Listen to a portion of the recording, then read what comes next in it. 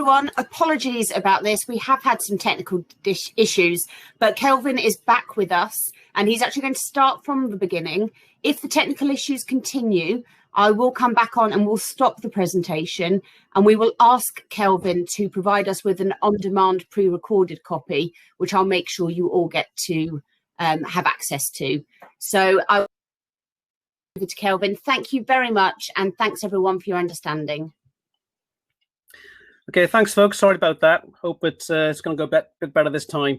So from the top, on site with the hygienist, the occupational hygienist cometh, and what's it going to look like on having a hygienist on site for a day?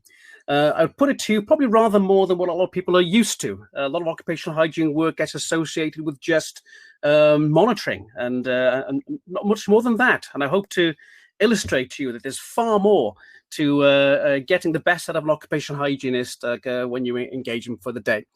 Take this first picture here, our cover slide.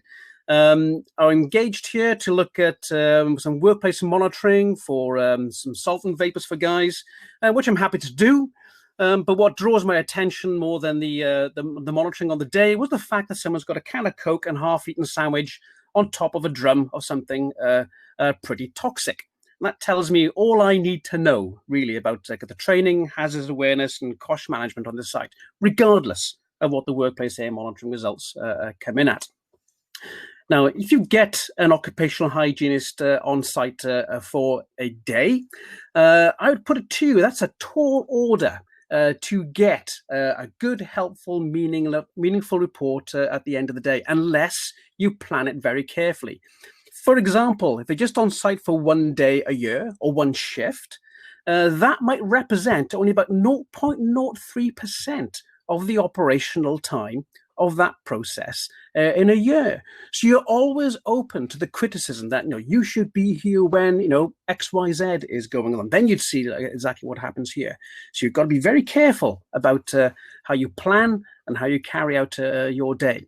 Some of the simplest measurements that you are asked to carry out are most often very rarely simple at all. Take, for example, hand-arm vibration measurements. Now, I got some slides here of somebody using a disc cutter. This is a demolition firm specializing in power stations and the like. And top left there, you can see we've been cutting through a 3-core cable with a disc cutter. In the bottom left, you can see it's a 2-core cable. Now, I can assure you that the vibration levels change dramatically whether you're cutting a 3-core or a 2-core cable for reasons we haven't got time to go into this afternoon. Then you get different vibration levels if the saw is in a horizontal position compared to in a vertical position like this. And you get different levels in the rear handle compared to the front handle. And in the front handle, you get different vibration exposures if you're holding it on the side or on the middle bit here. So there are a myriad variables and parameters that can affect the vibration exposure here. And yet, hand-arm vibration has become a kind of a man in a white van type exercise where they imagine you can come to site, attach a meter to a tool, run up the tool, and then tag the vibration level of whatever you imagine it to be. Job done. It's actually an awful lot more complicated than that, and you run the risk of getting into an awful lot of trouble unless you approach it in a more professional way than just like turning up and doing a few measurements as quickly as you can. Other issues we get when you turn up on a day, you've got the man in a white coat with a clipboard syndrome. They know you're coming, and that is going to affect the way the job gets done. For example, we've got a carpentry wood shop here, and when I turned up here, the guys made a big show that they were going to wear their dust masks, but then they couldn't find them. And when they did find them, you can see how they were applied. It's off the nose here because the guy said it makes him feel a bit stuffy, so that's how he tends to wear it. It's clear these men had never worn a dust mask in their lives. And you can see the local exhaust ventilation system just in the back here. For those of you who know anything about local exhaust ventilation, you know the clues in the title. It's meant to be locally applied. Here's the source of dust. There's the dust extraction for removing the dust at source. So clear problems here. And again, regardless of what my workplace air monitoring results were going to show me on this particular day. There is plenty to say and explore about the way they're handling the exposure to wood dust. So on this day, I'm seeing excess caution when I turned up, but you can get excess recklessness. Some places you go, then the mood is not good at all. And some staff are all about trying to ham up their exposures, perhaps conscious of a claim and the like. And I've come across people vacuuming dust up off surfaces, brushing dust into my samplers, and so forth. So you have to take that into account, and have to take that into account with respect to how it affects your results when you're on a day. So the pitfalls, here's the problems if you're going for a one-day survey. You've got to make sure you've properly researched what you're going to be looking at and what the process is. You've got to plan out your approach to the day, have a strategy for making sure you cover everything. Got to make sure that you identify all the hazards which are actually of concern and what the issues are, what's making people itch in this particular place. So you have to have a good dialogue with the client. You've got to be careful not to over-rely just on measurement results. You have to have your eyes and ears about you all the time. We'll see some slides a little later on why that's important. Similarly, with poor observation skills, you've got to have a good bedside manner to charm out at people what happens when you're not there. Then we'll take a brief look at poor interpretation of data. You've got one day on site, perhaps a handful of results. How can you be sure that the average or the results are representative of other days? And finally, you've got to think through what report you're going to produce at the end of this. Is it going to be of any help to the people who need it? Now, here's some consequences of poor survey. This is a chap carrying out soldering here, and the enforcement authority here weren't very satisfied with the report that had been provided on the exposures. This report, one side of A4 really, no mention of the technique, the monitoring technique, or the jobs that were looked at. The so-called occupational hygienist spent the day in a local cafe. The results all came in below the workplace exposure limit, and so everybody imagines that everything is okay. However, we go back on site and we do a proper survey. Now, the sampling on this occasion has been done according to the methods which some of you will be familiar with. We have the sampler on a pair of spectacles here on the left-hand side of the chap's head. The reason for that is because he's left-handed. And so a plume of fume coming off from the left, if I'd put the sampler on the right, I would have missed that plume of fume and missed his exposure. So it's extremely important that you pay attention to this kind of detail. Anyway, to cut to the quick, we did the resurvey. We had one member of staff was 1.5 times the workplace exposure limit, and others at about half the exposure limit. So everything was far from okay here. And as you know, solder fume is a very potent asthmagen indeed. So that was a serious issue. Now, commonly, I'll be asked to go along to a site and perhaps to repeat some workplace air monitoring that they've been doing over several years, because they want to know the numbers. And this is an example of that. There's 3 personal samples taken here for chaps involved in chemical consolidation, kind of a waste transfer type activity. And you can see the range of chemicals to which I found these gentlemen were exposed, and the concentrations are there on the right-hand side. One thing that will strike you is the variation in exposure between one chap and another. That's one thing. The other thing is that we've got 1,2-dichloroethane in there. That's a carcinogen. And as you know, the requirements of COSH are extremely onerous when it comes to carcinogens. Now then, it happens that for each of these chemicals, we are pretty much well below the workplace exposure limits. And the client felt that he should be happy about that. This is what he'd got on other days as well. Now, if I put it to an audience as to what they think the health effects are going to be from being exposed to this range of chemicals here, I will normally be greeted with 30 seconds of silence. After which I confess that my knowledge of the health effects is the same as theirs. I haven't got a clue what it's going to do, but I can pretty much guarantee it's not going to be good. So I'm not going to just rely on these results to give an indication to this client whether his staff are at risk or not. In this particular case, I found that there was no local exhaust ventilation.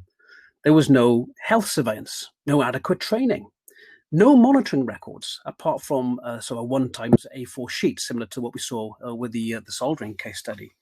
And the personal protective equipment was woeful.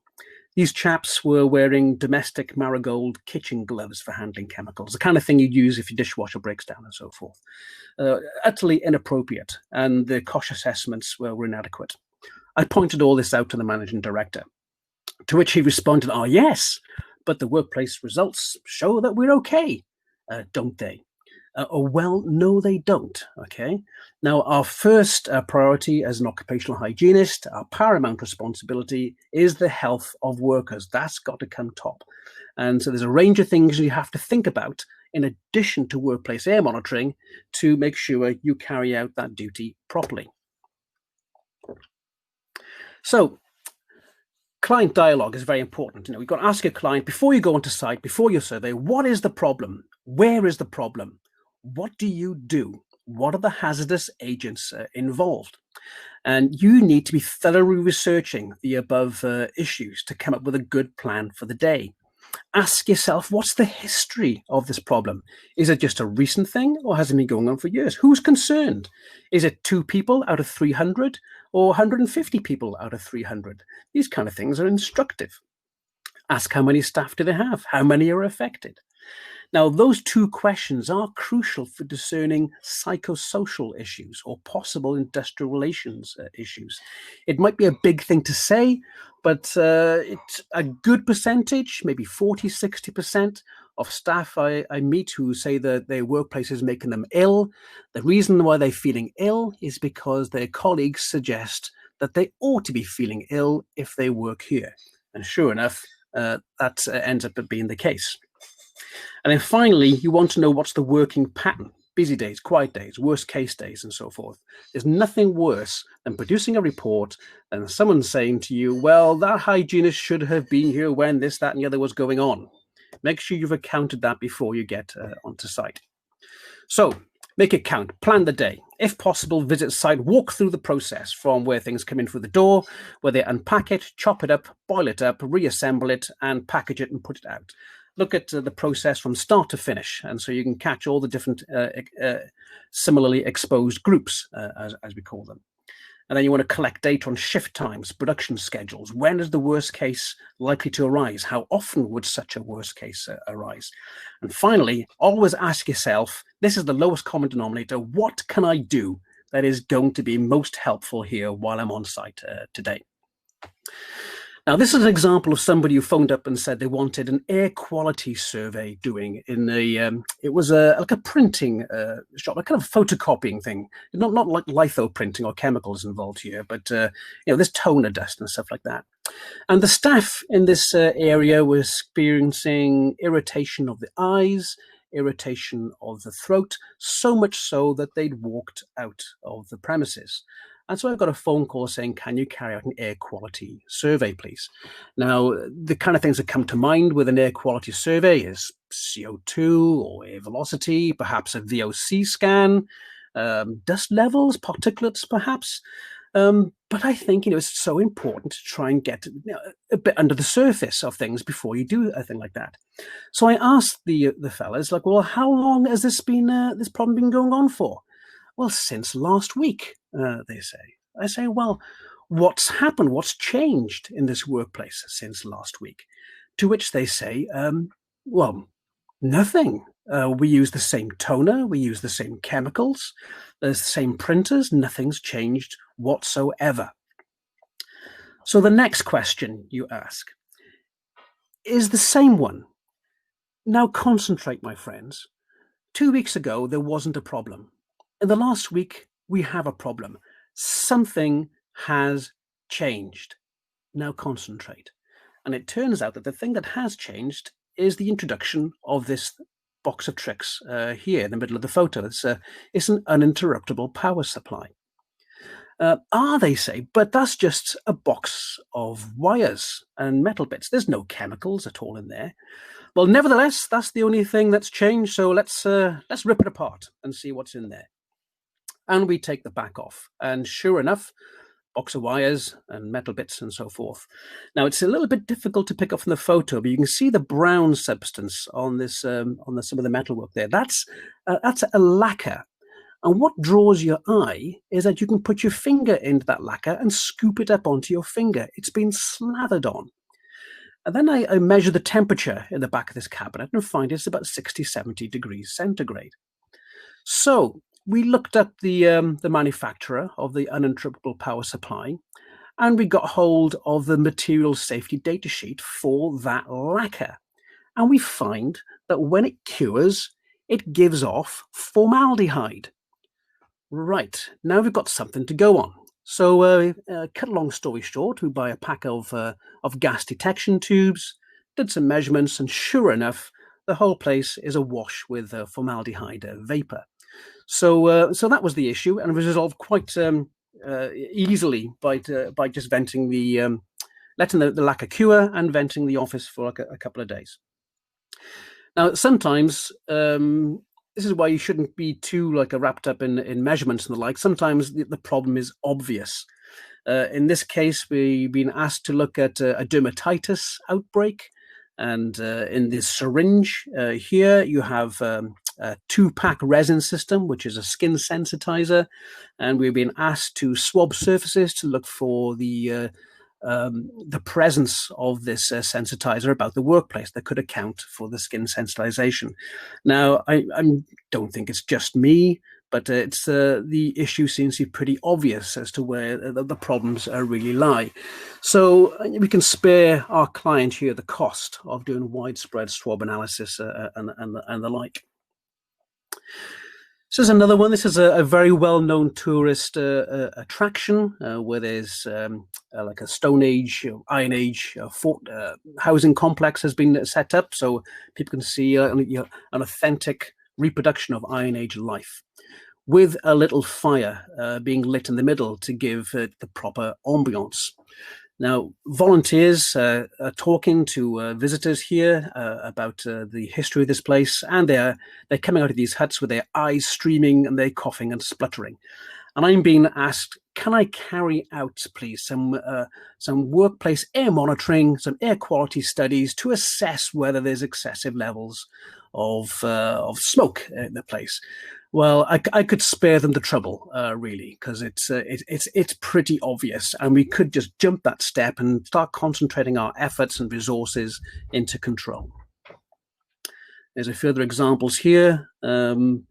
Again, asked to do something like air monitoring, but when you see gloves and RPE inside the flams and the Kosh cabinets with out-of-date filters, you've got a story to tell before you turned any sampling pumps on.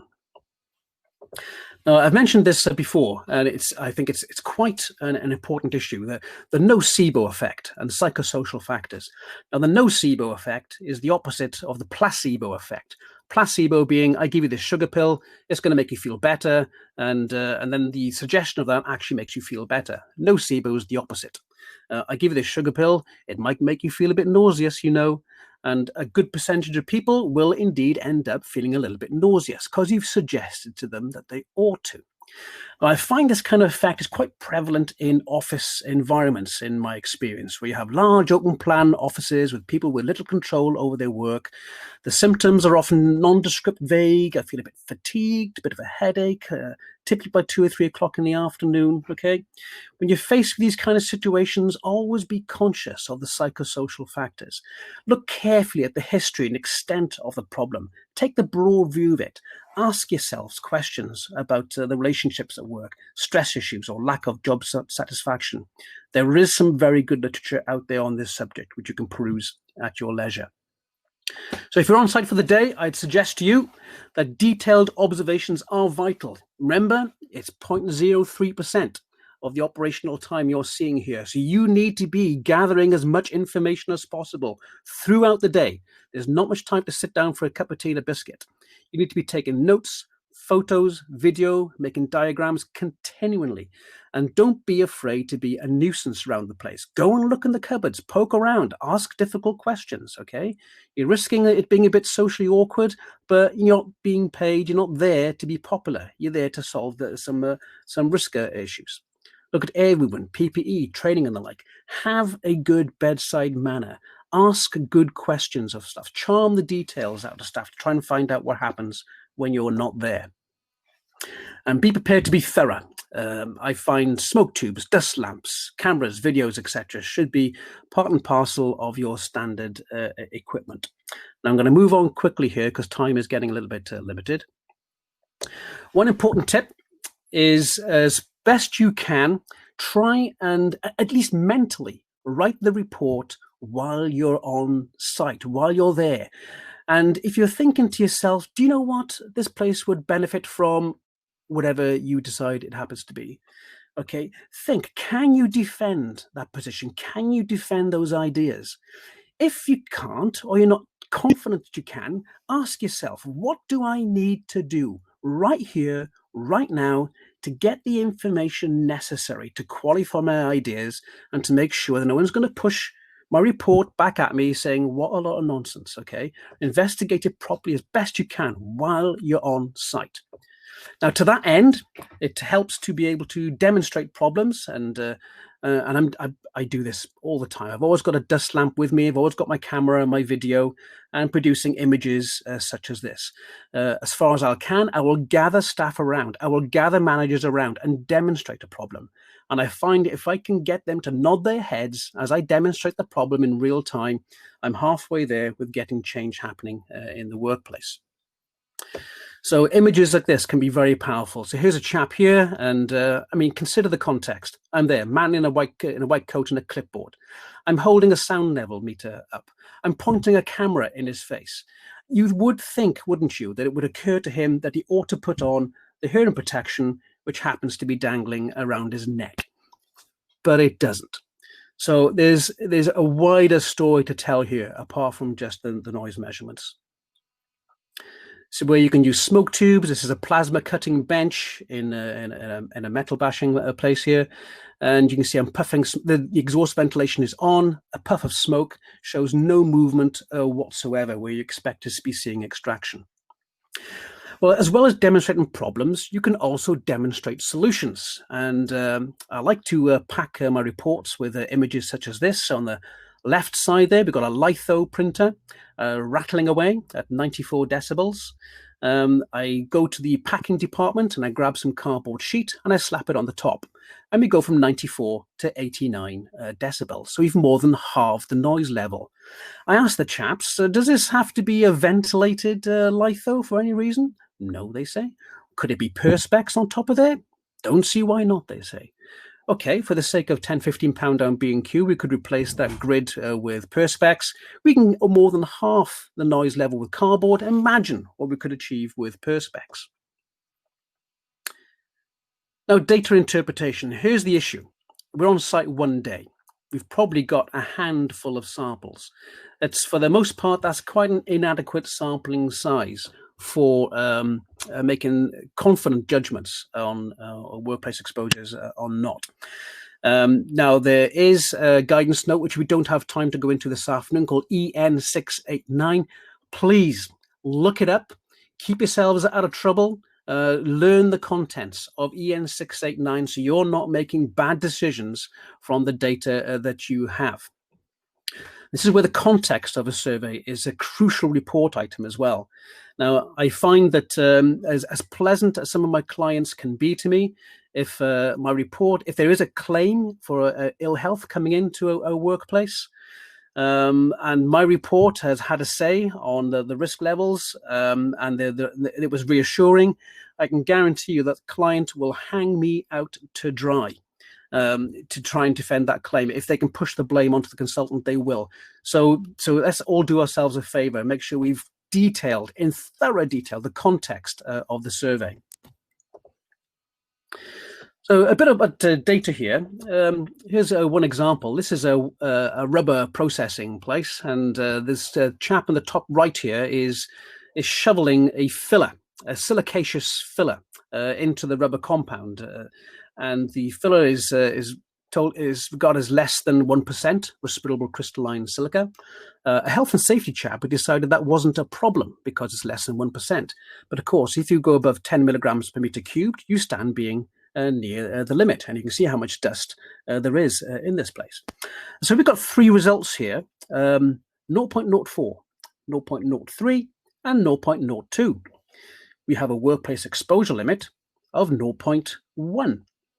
Now, to the uninitiated, if I ask a question, well, does this comply or not? Do you know about very often about half the hands will go up saying, yeah, of course we comply. We're less than 50% the exposure limit. Now, you see a lot of surveys, you see the reports color-coded, whether it's above 25 or 50% WEL. In this case, they'd all be below 50%. One of them's below 25%. However, I can assure you that those results give you no confidence whatsoever of compliance with the workplace exposure limit. Those results are utterly indistinguishable from a non-compliant distribution. So EN689, look it up and protect yourselves when you're handling small numbers of samples. So report writing, the key is to give clear, helpful advice. You're being paid to be helpful. The idea here for particularly what hygienists have got to be careful about is not to kind of swank around trying to sound clever, but trying to keep things in plain English to make bullet action points, which helps a client know what to do.